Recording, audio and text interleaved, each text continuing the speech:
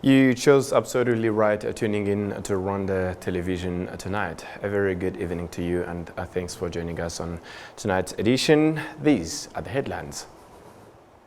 The National Electoral Commission has indicated that 90% of the polling stations across the country are ready to host the upcoming elections. Independent presidential candidate Philip Mpayimana has taken his campaign message to the districts of Huye and Gisagara. And that is while the Democratic Green Party of Rwanda has been campaigning in the Gicumbi district of the Northern Province.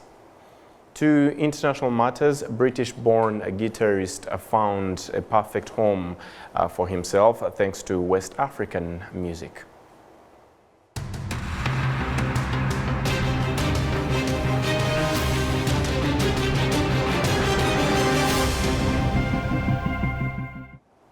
Good evening to you once again, and thank you for your company on Rwanda Television News tonight. And as we started off, the National Electoral Commission has indicated that 90% of the polling stations across the country are ready to hold the much anticipated presidential and parliamentary elections.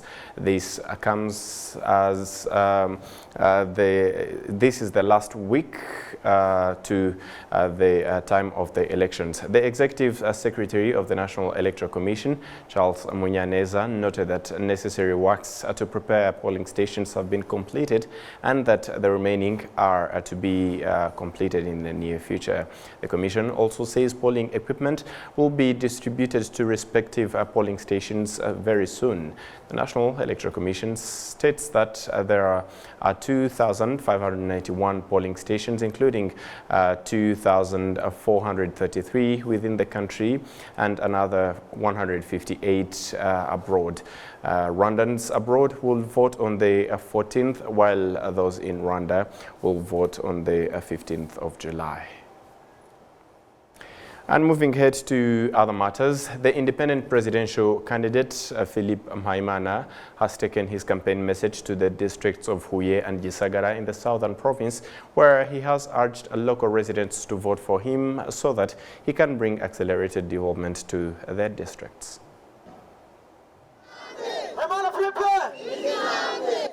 In Huye district, Philip Mpayimana's message to those present centered on increasing job opportunities in the country.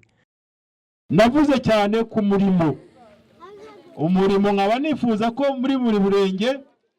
I have spoken a lot about employment, and I want an office in every sector that helps young people to find jobs. Wouldn't that be another step forward? Wouldn't that be progress with such a service in the country? Iyo sindi ntambwe iyo serivisi ibaye iriho mu gihugu. His message was well received by those who took the time to listen to it. He may or may not achieve the things he is promising, and we are not surprised that he is making such promises because that is what people do when they want to reach certain objectives. But we certainly can't criticize his message because it is constructive. The independent candidate also held a Q&A session with the local residents and later summarized how that went. Most of the questions usually have to do with what it is exactly I plan to improve. What with so many achievements that have already been made, and people understand that we must preserve what has already been achieved. I can tell you that this initiative of improving things in this way is unique to me. In Gisagara district, Mpayimana's message was much the same, with him asking for votes so that he can help local residents to attain another level of development. Abanyagikonko mwaretse ko Mpayimana afite imwe mu migambi kongera imirimo mu Rwanda no kongera ibiribwa mu Rwanda. People of Gikonko sector, listen to my message because I, Mpayimana, have the objective of increasing jobs and food security in Rwanda. Isn't that reason enough to vote for me? That is a solid goal that would help Rwandans to develop faster, which is why my manifesto centers around progress, because let us face it, it doesn't matter how much we have achieved as a country, there is always more to be achieved. I want all of us as Rwandans to continue making progress. Niyo indi ntambwe nifuriza abanyarwanda ni ugukomeza twese tujya imbere. Philip Mpayimana has now campaigned in 25 of the country's 30 districts as well as online, and on Thursday will be campaigning in the districts of Bugesera and Kicukiro.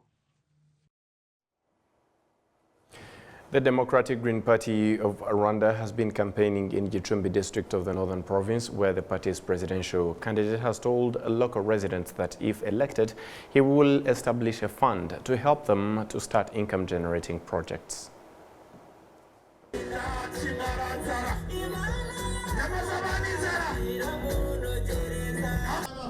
The Green Party chose its campaign venue at a location close to the Byumba market, where the party's presidential and parliamentary candidates were received by a lot of fanfare from their supporters, and as always, an emphasis was made by the party's officials on past achievements of the country they say came about as a direct result of the party's advocacy. There were some sectors and cells where health centers were located far away, necessitating expectant mothers to travel long distances to get to them. Thanks to advocacy by the party led by Frank Habineza, health posts were established in every cell, greatly helping toddlers below the age of 5 and expectant mothers. All of that can be attributed to the Green Party.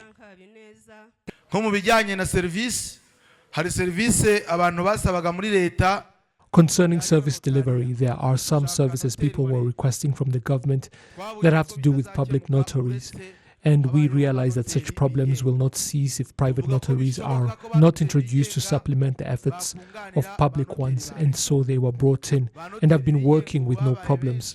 So in brief, not only did we provide a much needed service to the people, we also helped to create jobs.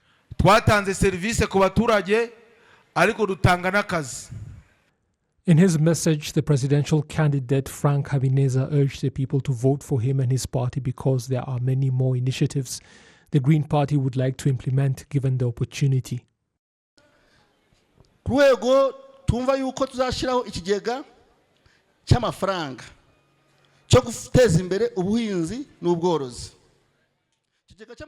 would like to establish a special fund to help develop the agricultural sector here in Gicumbi district, with offices at the sector level to facilitate young farmers with funding with a low interest rate, not like the loans found in banks. Our loans will not exceed an interest rate of just 2% so that the fund itself can be sustainable. That means if you were to borrow 1 million Rwandan francs, the interest rate you would pay back would be just 20,000 Rwandan francs. That way the money will actually help people to develop. We will also put an agronomist in every cell to help monitor such projects. The fact is that many Rwandans are engaged in agriculture, and such a fund would help many young people who have come to me saying they were unable to get approval from things like PDF for funding because the requirements were far too many, while banks demand collateral. They want to farm but do not have the capital to do so, which is why, as the Green Party, we will establish a fund to provide that capital.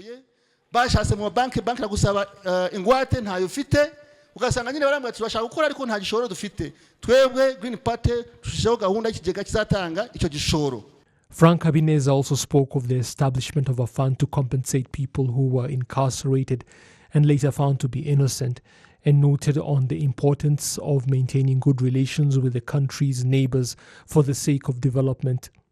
The candidate is scheduled to hold a press conference on Thursday. Officials of the PS Imberakuri party have held a press conference and commended the fact that their campaigning activities have been going on well, and reiterated the fact that if its candidates are elected to the parliament, the party will work to implement its goals as outlined in its manifesto. During the press conference, the issue of climate change was also touched on, with the president of the party saying there needs to be better coordinated efforts to address this challenge and its repercussions. First of all, the environment needs to be protected by planting as many trees as possible and caring for those that have been planted. The way trees are planted must be properly coordinated because in most cases such tree planting activities take place during umuganda in areas the master plan has designated for residential or commercial activities, which means the trees planted will most likely be cut down in a few years to make way for such projects. That is not how it should be done. Calls were also made for the Rwanda Meteorology Agency's capacity to be increased so as to provide the sort of reliable weather information that farmers can use in their activities. And Christine Mukabunani also advocated for what she called insurance for the education sector, enabling students to study in the schools of their choice.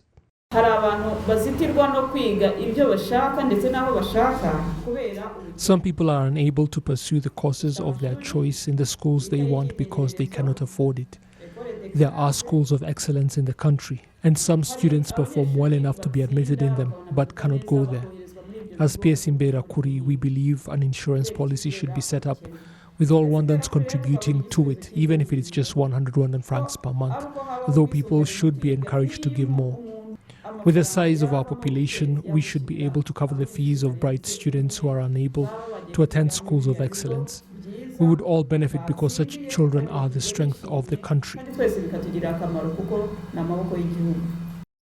Even the way driving permits are issued in the country was criticized by the PS Imberakuri president, with reforms called for there as well. How can I do 5 different categories in the driving test, fail one and then be required to come back to do all 5 if I want to try again? Even in school, you repeat only the exam you fail, not all of them. PS Imberakuri's officials say they are confident of winning seats in parliament in the coming elections based on the way their campaign activities have been going. Recently, the world celebrated the International Kiswahili Day with vibrant festivals at the coastal city of Mombasa, and representatives from all 8 East African community member states gathered to honor Kiswahili, which is increasingly becoming a unifying factor for these particular nations. And this evening, I'm honored to be joined by RBA's Chief News Editor, Silvanus Kademera, who attended the event, and I will provide us with insights and key highlights of the event. Good evening and thank you for joining us. Thank you, Sam. Right, to start with this, can you give us an overview of this particular day, key discussions and the celebrations in general that took place? Yeah, thank you, Sam. I think this day was, celebrated on Sunday in the coastal city of Mombasa, as you rightly said, and it was preceded by 2 events, which was a very huge events. And in these events, many people, in this case experts in Kiswahili, stakeholders, scholars, and other different people in Kiswahili had gathered from 8 countries, members of the East African community. And what they were discussing was to see how Kiswahili could be an instrument, or rather tool, to be unifying these countries and even beyond. Because in this 2-day international conference on Kiswahili, what came out was 2 or so different things. One was Kiswahili is very important to actually unify all of these countries, as we had earlier said. Right. But now, one. Number 2, Kiswahili, because it's one of the significant tools that demonstrate the culture of people. And in that sense, these countries, to some extent, are similar when it comes to cultural norms and interaction and so on and so forth. Right. So scholars and experts, especially lecturers in Kiswahili, of Kiswahili in the different universities across the region, they were discussing on how best governments would actually give a priority in making sure that Kiswahili is actually going deep down into use of it amongst the people of these countries. As you're talking about that, I'm just wondering, what did countries, for instance, in this case, Rwanda, have to showcase regarding the Kiswahili in this particular country? Well, I was one of the delegates from Rwanda, and what Rwanda demonstrated there was Kiswahili has been used in Rwanda even during, colonial times, but with the informal, aspect of it. But it was up to 2017 when the parliament in Rwanda actually passed a law, providing space with the Kiswahili to be used now in schools. And since then, Kiswahili has been taught in schools such as, secondary schools and universities. Yeah. And, by that, we've seen a very number of people in Rwanda now speaking Kiswahili, even in cross-border businesses. Yeah. So basically, this is a package that the Rwandan delegates actually, showcased because now, as I speak, I've just said, Kiswahili is one of the 4 languages, official languages in Rwanda, which actually very many people are wondering about, as in how possible the country should actually embrace four languages, because we know some of other countries have got maybe 1 or 2 official languages, but now when it comes to 4 languages in Rwanda, very many people actually attendants of the conference were coming to us and asking why and how possible this has always been. And our response was very simple. Rwanda is taking Rwandans as the only asset for development of this country, and for the asset to be a good asset for you, you have got to be having people who are experts in such kind of languages, who could go around either in the region or beyond this region to actually make sure that they interact with the people, and therefore they invest even in Rwanda. And with these particular discussions, with different experts coming together, what challenges were identified as stumbling blocks to the widespread of Kiswahili and in these particular countries in East Africa, to see that Kiswahili is really a unifying factor, as it is spoken in different countries, yes, but we can say to what extent. So what challenges were really brought forward, and how are they being planned to be addressed so as to see Kiswahili being a broad language for all of these countries? I think challenges were very many actually, be it in the previous 2 different events that I have earlier spoken about, but also on this particular day. Challenges were actually very many, but a few of them stood out. One was the stereotype, where people think maybe if someone speaks Swahili and not fluent in English or French, this person does not seem to not have gone to school, let's say. So there is this low self-esteem for some people who either speak Swahili as their mother tongue, so to say, but there are other people who think maybe if someone doesn't speak these foreign languages, then it doesn't count, in society. But another factor was like, as I earlier said, languages like French and English and other foreign languages, because of the traditional or rather colonial aspect of it, to some extent they have been overlapping the use of Kiswahili in these countries, because people, especially leaders and other stakeholders or people or policymakers, so to say, have been prioritizing Kiswahili at the expense of, English and French at the expense of Kiswahili. Last one, what could be the role of education in East Africa?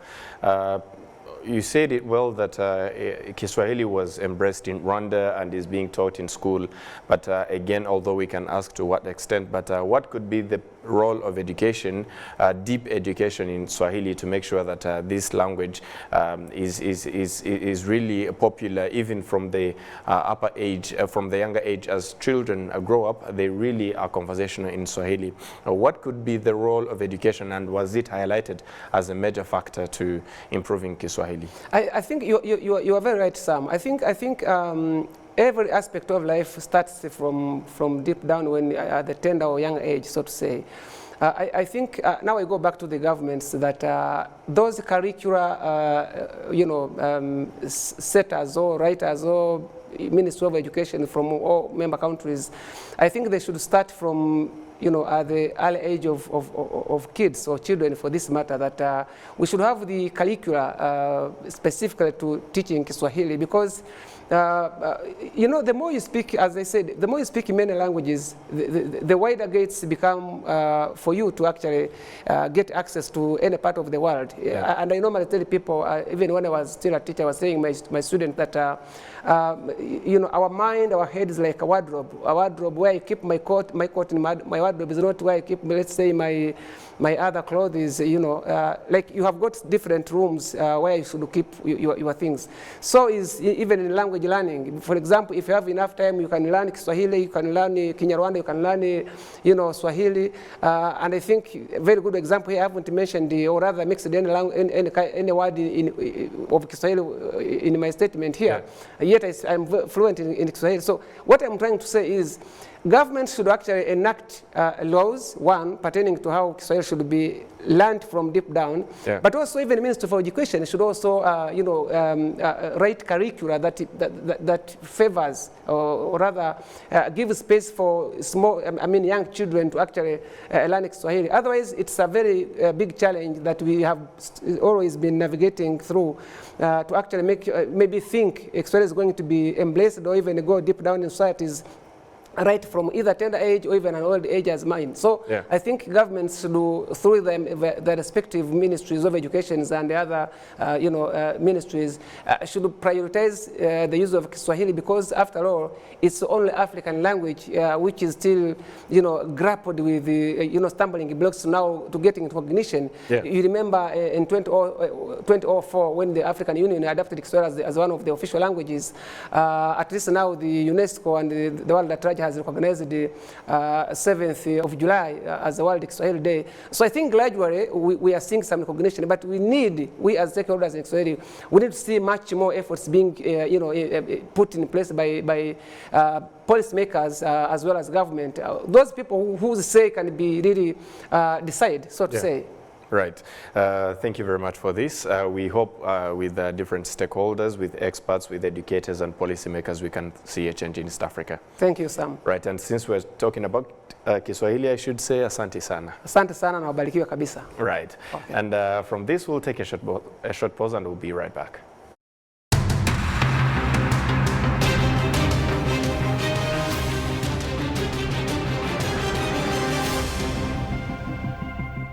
Sport brings us to the end of tonight's edition. On behalf of the entire news production as well as the technical team that made it happen, many thanks for being with us on tonight's Rwanda Television News. And up until next time, stay safe and have a great evening. Goodbye.